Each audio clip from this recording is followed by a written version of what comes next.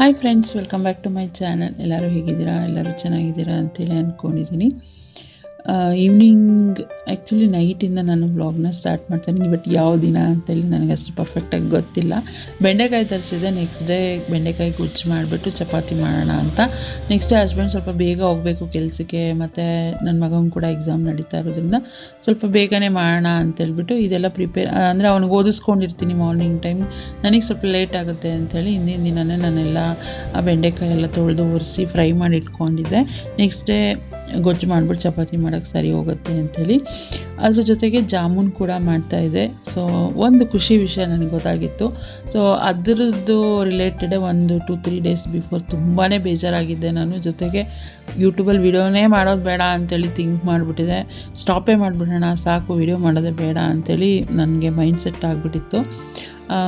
ಅದು ಸಾಲ್ವ್ ಆಯಿತು. ಸೊ ಆ ಒಂದು ಖುಷಿನಲ್ಲಿ ನಾನು ಜಾಮೂನ್ ಮಾಡಿಬಿಡೋಣ ಅಂಥೇಳಿ ಮಾಡ್ಕೊಳ್ತಾ ಇದ್ದೆ. ಅಂದರೆ ಹಿಂದೆ ಅದು ಒಂದು ಗೃಹ ಪ್ರವೇಶ ಆಯಿತು ನೋಡಿ, ಆ ಟೈಮಲ್ಲೆಲ್ಲ ಫ್ಯಾಮಿಲಿ ಮೆಂಬರ್ಸ್ ಎಲ್ಲ ಬಂದಿರಲ್ಲ, ಅವಾಗ 1/2 kg ಜಾಮೂನ್ ಪ್ಯಾಕೆಟ್ ತರಿಸಿದೆ.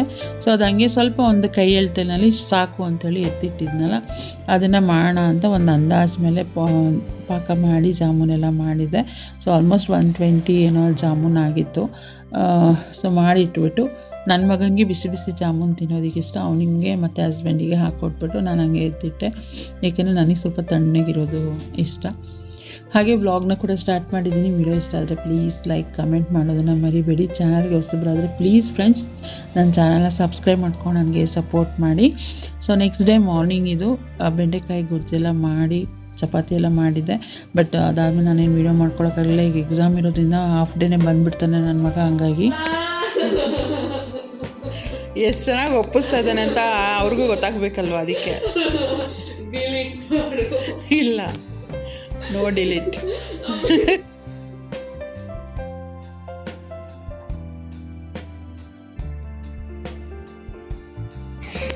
ಈ ಪಿಕಾಕ್ ನೋಡಿದ್ರೆ ಏನೇ ಒಂಥರ ಖುಷಿ ಆಗುತ್ತೆ.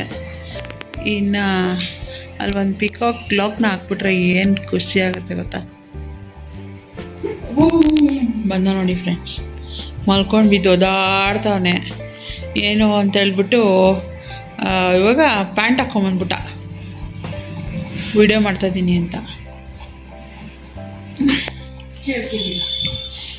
ಹಿಂಗೆ ಒಪ್ಸಿದ್ರೆ ನಾನು ಕೇಳಲ್ಲ. ಎದ್ದು ಕೂತ್ಕೋ ಅಂದೆ. ಈ ಥರ ಎಲ್ಲ ಮಲ್ಕೊಂಡೆಲ್ಲ ಒಪ್ಸಂಗಿದ್ರೆ ಒಪ್ಪಿಸ್ಬೇಡ ನನಗೆ.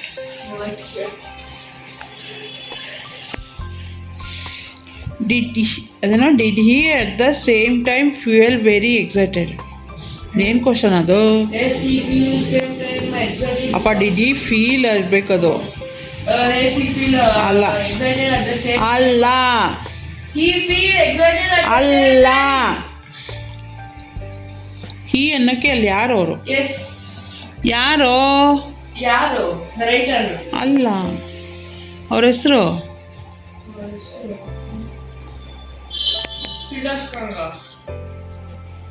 ಅದೇನು ಫಿರ್ಡಾಸ್. ಇಲ್ಲಿ ಫ್ರೈಡೇ ಥರ ಕಾಣಿಸ್ತಾ ಇದೆ ನನಗೆ.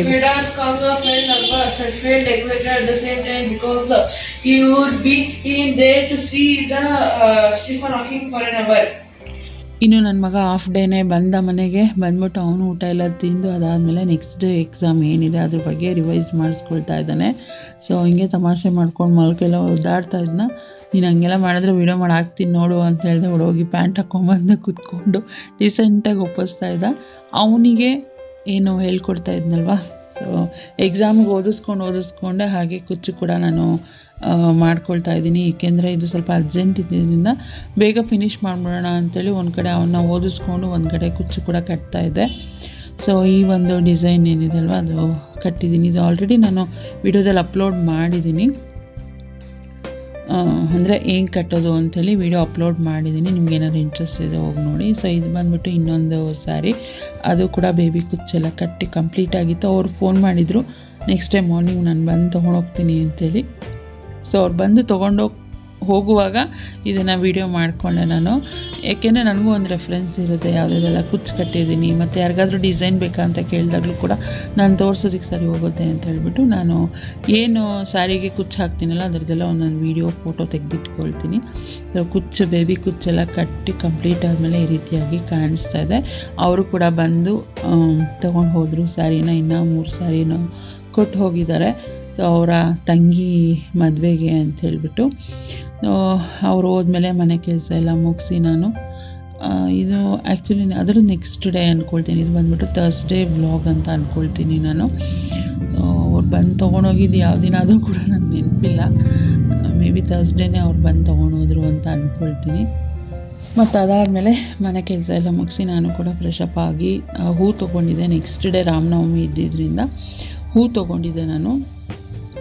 ಅದನ್ನು ಕೂಡ ಕಟ್ಬಿಡೋಣ, ಯಾಕೆಂದರೆ ಅವತ್ತು ಥರ್ಸ್ಡೇ ಆಗಿದ್ದರಿಂದ ಕಾವೇರಿ ನೀರು ಕೂಡ ಬರ್ತಾಯಿತ್ತು. ಯೂಶ್ವಲಿ ಏನು ಗೊತ್ತಾ, ಮಧ್ಯಾಹ್ನ ಸ್ವಲ್ಪ ಹೊತ್ತು ರೆಸ್ಟ್ ಮಾಡ್ತೀನಿ ನಾನು.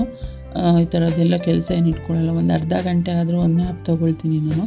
ಬಟ್ ಏನಂದರೆ ಅವತ್ತು ನೀರು ಬರ್ತಾ ಇದ್ದಿದ್ದರಿಂದ ನನಗೆ ಆ ಕಡೆ ಕೂಡ ಗಮನ ಕೊಡಬೇಕು ನಾನು. ಎಷ್ಟು ಫಿಲ್ ಆಗಿದೆ, ಹೊರಗಡೆಯಿಂದ ಕೂಡ ನಾನು ಪೈಪ್ ಹಾಕಿರ್ತೀನಲ್ವ, ಸೊ ಅದೆಲ್ಲ ನೋಡ್ಕೊಳ್ತಾ ಇರ್ತೀನಿ ಅವಾಗವಾಗ ಹೋಗಿ. ಅದೇ ಹೇಳ್ತೀನಿ ಹಸ್ಬೆಂಡಿಗೆ, ಇಡೀ ವಾರ ನಾನು ಅಷ್ಟೆಲ್ಲ ಮೆಟ್ಲು ಹತ್ತಿ ಇಲ್ದಿರ್ತೀನೋ ಇಲ್ವೋ ಗೊತ್ತಿಲ್ಲ, ಬಟ್ ಗುರುವಾರ ಮಾತ್ರ ಸಖತ್ತಾಗಿ ಎಕ್ಸಸೈಸ್ ಆಗುತ್ತೆ ನನಗೆ. ಒಂದು 10 ನಿಮಿಷಕ್ಕೂ ಕೆಳಗಡೆ ಹೋಗೋದು ಮೇಲೆ ಬರೋದು, ಕೆಳಗಡೆ ಹೋಗೋದು ಮೇಲೆ ಬರೋದು, ಆ ಥರ.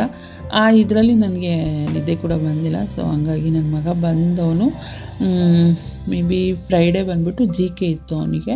ಸೊ GK ಡ್ರಾಯಿಂಗ್ ಇದ್ದಿದ್ದರಿಂದ ಅಷ್ಟೇನು ಅವನು ಓದ್ಕೊಳ್ಳೋ ಅಷ್ಟು ಅವಶ್ಯಕತೆ ಇರಲ್ಲ. ಒಂದು ಗ್ರೇಟ್ ಸಬ್ಜೆಕ್ಟ್ ಆಗಿರೋದ್ರಿಂದ ಅವನು ಓದ್ಕೊಳ್ತಾನೆ ಅವನ ಪಾಡಿಗೆ ಅವನು. ನಾನೇನು ಅದ್ರ ಬಗ್ಗೆ ರಿವೈಸ್ ಮಾಡಿಸಲ್ಲ. GK ಕಂಪ್ಯೂಟರ್ ಏನಿದೆ ನಾನು ಅವನೇ ರಿವೈಸ್ ಮಾಡ್ಕೊತಾನೆ. ಹಾಗಾಗಿ ಅವನ ಪಾಡಿಗೆ ಅವ್ನು ಓದ್ಕೊಳ್ತಾ ಇದ್ದೆ. ನಾನು ಅಟ್ಲೀಸ್ಟ್ ನಾನು ಹೂವು ಕಟ್ಟೋ ಕೆಲಸನಾದರೂ ಮುಗಿಸೋಣ ಅಂತೇಳ್ಬಿಟ್ಟು ಹೂ ಕಟ್ತಾ ಇದ್ದೆ. ಸೊ ಹೂ ಕಟ್ಟುವಾಗ ಹಿಂದಿನ ದಿನ ತಾನೇ ನಾನು ತೋರಿಸಿದ್ದೆ ನಿಮಗೆ, ಒಂದು ಪಿಕಾಕ್ ಪಕ್ಕ ಏನು ವಾಲ್ ಹ್ಯಾಂಗಿಂಗ್ ಇತ್ತಲ್ಲ, ಅದು ಹಂಗೆ ಟಪ್ ಅಂತ ನನ್ನ ಮೇಲೆ ಬಿತ್ತು. ಸೊ ಬೇಜಾರು, ನಿನ್ನೆ ತಾನೇ ವಿಡಿಯೋ ಮಾಡಿಕೊಂಡೆ, ಇದು ನೋಡು ಹಿಂಗಿದೆ ಆಗಿದೆ ಅಂತೇಳಿ, ಇದು ನೋಡಿದ್ರೆ ಇವಾಗ ಬಿತ್ತಲ್ಲ ಅಂಥೇಳಿ ಅಂದ್ಕೊಂಡು ಅದು ಒಂದು ವಾಲ್ ಹುಕ್ಕು ಕೂಡ ತರಿಸಿಟ್ಕೊಂಡಿದ್ದೆ. ಏಕೆಂದರೆ ಅಡುಗೆ ಮನೆಯಲ್ಲಿ ರೀಸೆಂಟಾಗಿ ಏನು ಇದಿರುತ್ತಲ್ಲ ಸೌಟ್ಗಳು ಹಾಕೋದು ಸ್ಟ್ಯಾಂಡ್ ಇರುತ್ತಲ್ಲ, ಅದನ್ನು ಚೇಂಜ್ ಮಾಡೋಣ ಅಂಥೇಳಿ ವಾಲ್ ಹುಕ್ನ ತರಿಸ್ಕೊಂಡಿದ್ದೆ. ಸೊ ಅದೇ ಇತ್ತು, ಇನ್ನು ಬ್ಯಾಲೆನ್ಸ್ ಮಿಕ್ಕಿತ್ತಲ್ವ, ಅದನ್ನು ಹಾಕ್ಬಿಟ್ಟು ಹಸ್ಬೆಂಡ್ ಬಂದಮೇಲೆ ಹಾಕ್ಸೋಣ, ಅವ್ರ ಕೈಯಲ್ಲಿ ಹಾಕ್ಸಿ ಅದನ್ನು ಸರಿ ಮಾಡಿಸೋಣ ಅಂಥೇಳಿ ಅಂದ್ಕೊಂಡು ಪ್ಲ್ಯಾನ್ ಮಾಡಿ ಹೂ ಕೂಡ ಕಟ್ತಾಯಿದ್ದೆ. ನಾನೇನು ಗೊತ್ತಾ, ನನಗೆ ಜೋಶಲ್ಲಿ ತೊಗೊಂಬಿಡ್ತೀನಿ 100 ಗ್ರಾಮ್ ಆ ಥರ, 50 ಗ್ರಾಮ್ ಅಂದ್ಕೊಂಡು ಹೋಗ್ತೀನಿ. ಬಟ್ ಹೂ ಚೆನ್ನಾಗಿದ್ದರೆ 100 ಗ್ರಾಮ್ ಆ ಥರ ತೊಗೊಂಬಿಡ್ತೀನಿ. ಬಟ್ ಈ ಕನಕಾಂಬ್ರ ಮತ್ತು ಆಮ್ರ ಮಲ್ಲಿಗೆ ಅದೆಲ್ಲ ತುಂಬ ಕಷ್ಟ ಕಟ್ಟೋದು, ಲೇಟ್ ಆಗುತ್ತೆ. ಸೊ ಹಂಗೂ ನನ್ನ ಮಗನಿಗೆ ಕೇಳ್ಕೊಳ್ತಾ ಇದ್ದೆ, ಬಂದ್ಬಿಟ್ಟು ಜೋಡಿಸಿ ಕೊಡಪ್ಪು, ನಾನು ಬೇಗ ಕಟ್ತೀನಿ ಅಂತ. ಆಮೇಲೆ ಜೋಡಿಸಿ ಕೂಡ ಕೊಟ್ಟ ಅವನು, ನಾನು ಹಾಗೆ ಕಟ್ಟಿದೆ. ಆ ಥರ ಮಾಡಿದಾಗ ಬೇಗ ಆಗಿಬಿಡುತ್ತೆ, ಏನು ನಾವು ಕಟ್ತಾ ಇರ್ತೀವಲ್ಲ ಅದು ಬೇಗ ಆಗುತ್ತೆ ಅಂಥೇಳಿ ಅವನು ಕೂಡ ಜೋಡಿಸ್ಕೊಟ್ಟ.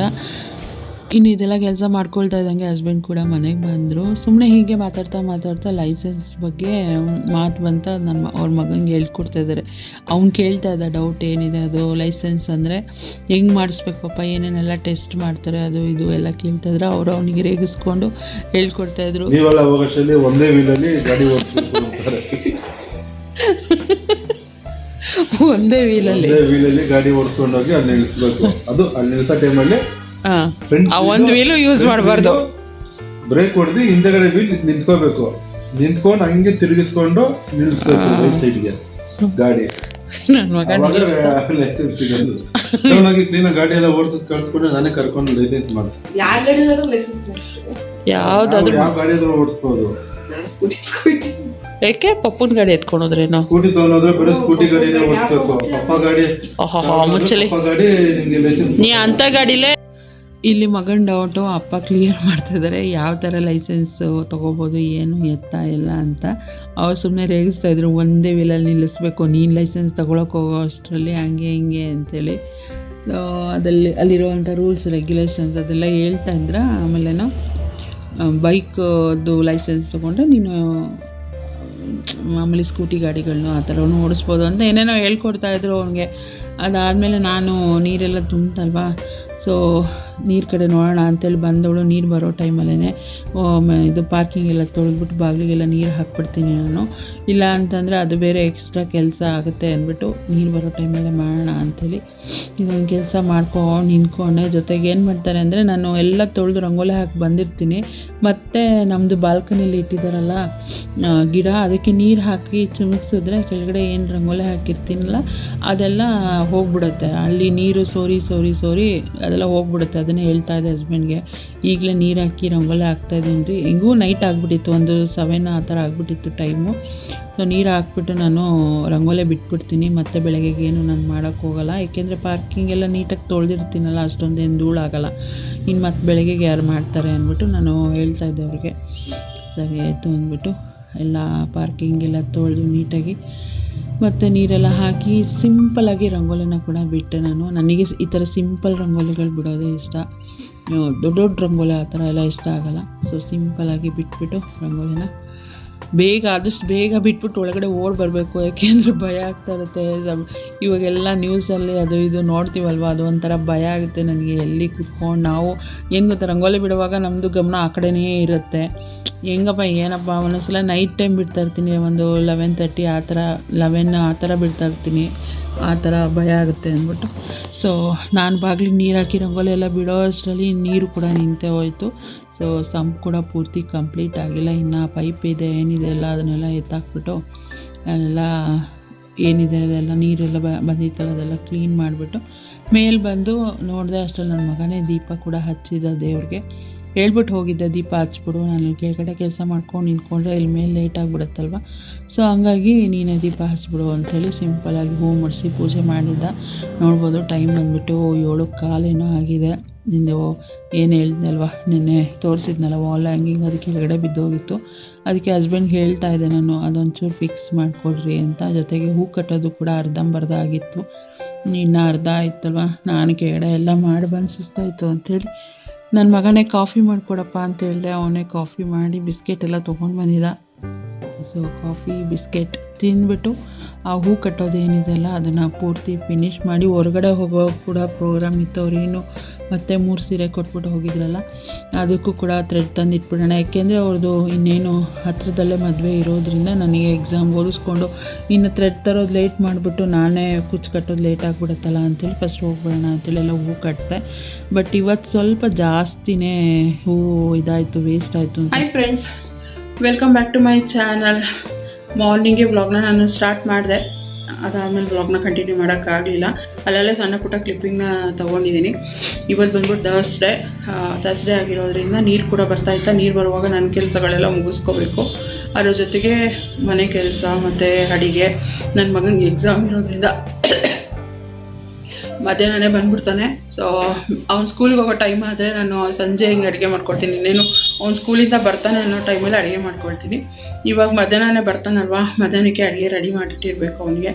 ಸೊ ಅಡುಗೆ ಮಾಡಿಬಿಟ್ಟು ಮತ್ತು ಕುಚ್ಚು ಕಟ್ಟೋದು ಸ್ವಲ್ಪ ಬ್ಯಾಲೆನ್ಸ್ ಇತ್ತು, ಅದನ್ನು ಕೂಡ ಕಟ್ಟಿ ರೆಡಿ ಮಾಡಿಟ್ಟಿದ್ದೆ. ಅವ್ರು ಬಂದು ತೊಗೊಂಡೋಗಿ ಮತ್ತು ಇನ್ನೂ ಒಂದು 3 ಸೀರೆ ಕೊಟ್ಬಿಟ್ಟು ಹೋಗಿದ್ದಾರೆ.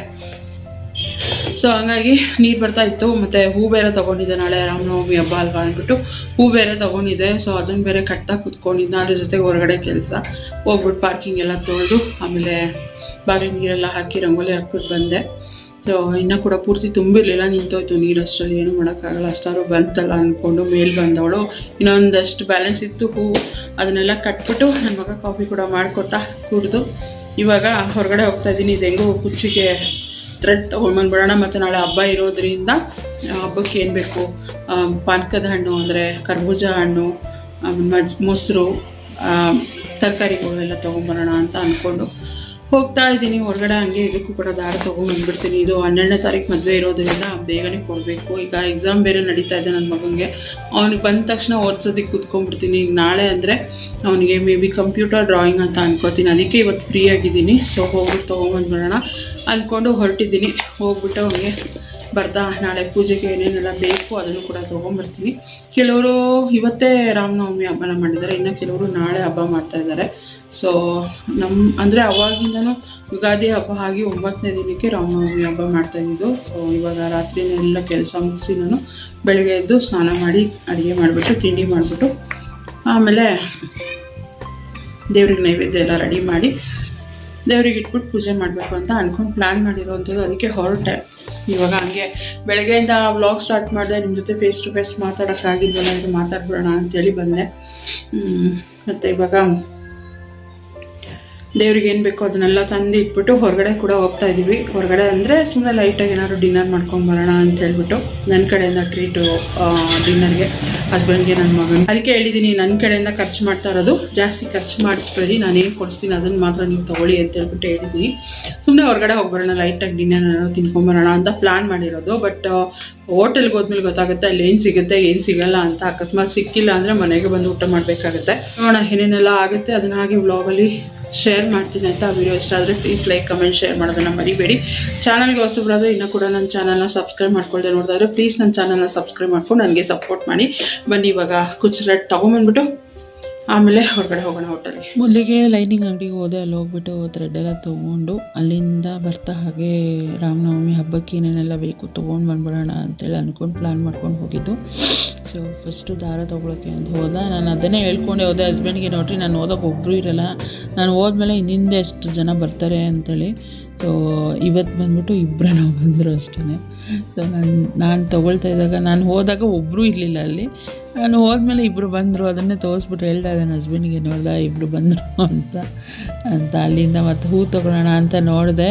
ಬೆಳಿಗ್ಗೆ ಕನಕಾಂಬರ ತೊಗೊಂಡಿದ್ದೆ, ಬಟ್ ನನಗೆ ಮಲ್ಲಿಗೆ ಹೂ ತೊಗೋಬೇಕಂತ ಆಸೆ ಇತ್ತು. ಅಲ್ಲಿ ನೋಡಿದ್ರೆ 50 ಗ್ರಾಮ್ಗೆ 50 ರೂಪಾಯಿ ಹೇಳಿದ್ರು, ಜಾಸ್ತಿ ಆಯ್ತಲ್ಲಪ್ಪ ಅಂದ್ಬಿಟ್ಟು. ಮತ್ತು ರೋಸ್ ಮಾತ್ರ ತೊಗೊಂಡೆ, ರೋಸ್ ಇರಲಿಲ್ಲ. ಕನಕಾಂಬರ ಜೊತೆ ರೋಸ್ ಇಟ್ಟರೆ ಚೆನ್ನಾಗಿರುತ್ತೆ ಅಂತ. ಇನ್ನು ತರಕಾರಿಗೆ ಟೊಮೊಟೊ ತೊಗೊಂಬಿಡೋಣ, ಇದು 15 ರೂಪಾಯಿ ಕೆಜಿ ಏನೋ ಇತ್ತು ಟೊಮೊಟೊ.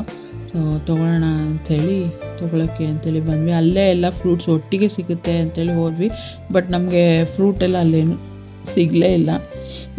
ಫ್ರೂಟ್ ಇತ್ತು, ಬಟ್ ಅಂದರೆ ಈಗ ನಾವು ಹೊರಗಡೆಗೆ ಹೋಲಿಸಿದ್ರೆ ಸ್ವಲ್ಪ ಜಾಸ್ತಿ ಅನ್ನಿಸ್ತು ನನಗೆ, ಹಸ್ಬೆಂಡ್ಗೂ ಕೂಡ. ಸೊ ಹಂಗಾಗಿ ಅವ್ರು ಯೂಶ್ವಲಾಗಿ ಎಲ್ಲಿ ತರ್ತಾರಲ್ಲೇ ತೊಗೊಳ್ಳೋಣ ಅಂತ ಹೇಳ್ಬಿಟ್ಟು ಇದು ಮಾಡಿದ್ದ. ಹಸ್ಬೆಂಡ್ ನೋಡಿದ್ರೆ ಮೆಣಸಿನ್ಕಾಯಿ ತೊಗೊಳ್ರಿ, ಒಂದು 100 ಗ್ರಾಮ್ ಅಂದರೆ ಅವರು ಒಟ್ಟಿಗೆ ಒಂದು 1/4 kg ತೊಗೊಂಡ್ರು. ತರಕಾರಿ ಎಲ್ಲ ತೊಗೊಂಡು ಒಟ್ಟಿಗೆ ಬರೋಣ ಅಂದ್ಕೊಂಡ್ರೆ ಒಂದು ಹಣ್ಣಿಗೆ 50 ರೂಪಾಯಿ ಹೇಳ್ತಾವೆ, 1 kg 45 ರೂಪಾಯಿ ಅಂತೆ. ಅಲ್ಲೆಲ್ಲ 30 ರೂಪಾಯಿ ಇತ್ತು. ಅಲ್ಲೇ ತೊಗೊಳ್ಳಿ ಅಂತಂದರೆ ಆ ಕಡೆ ಬಂದು 45 ರೂಪಾಯಿ.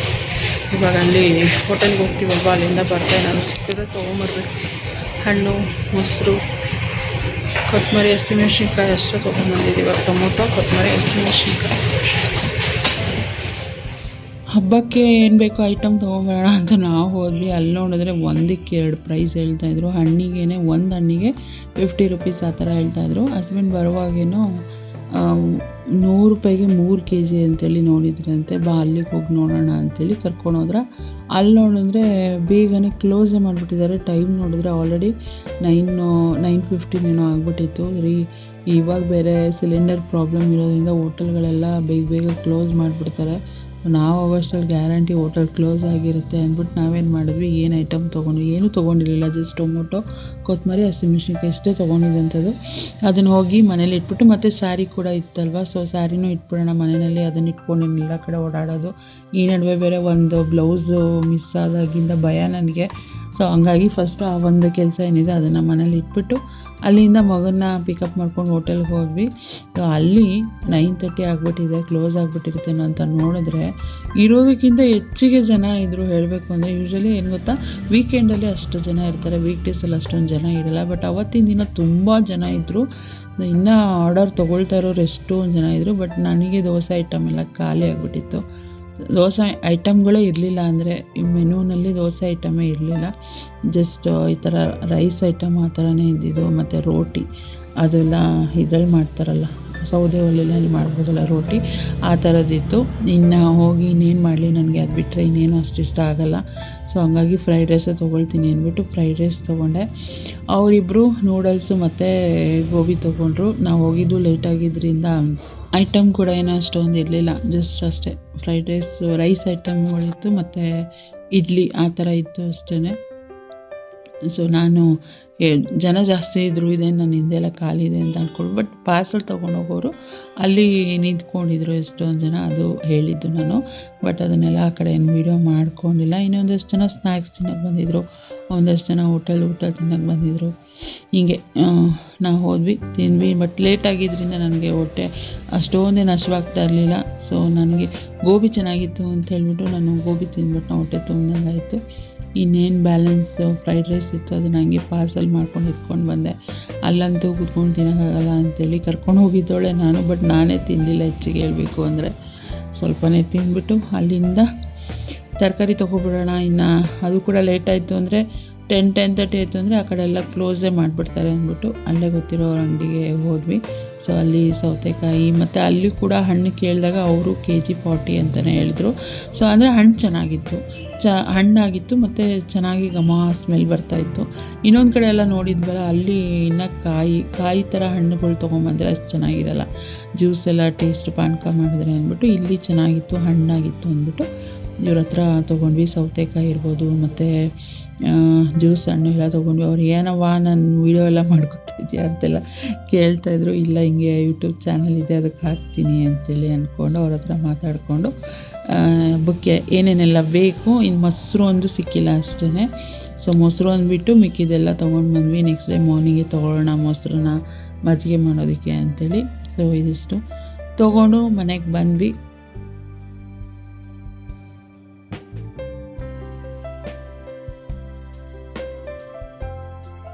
ಚಂದ್ರನಿಂದ ಹೋದ್ರೆ ಮತ್ತೆ ಅಲ್ಲೂ ಮೇಲೆ ನೋಡಬೇಕು. ಯಾಕೆ ಅಂದರೆ ಅದು ಒಂದೇ ಸಮ ಸುತ್ತಾ ಇದೆ, ಅದಕ್ಕೆ ನಡಿ ಒಳಗೆ. ಏನು ಒಂದೇ ಸುತ್ತೆ?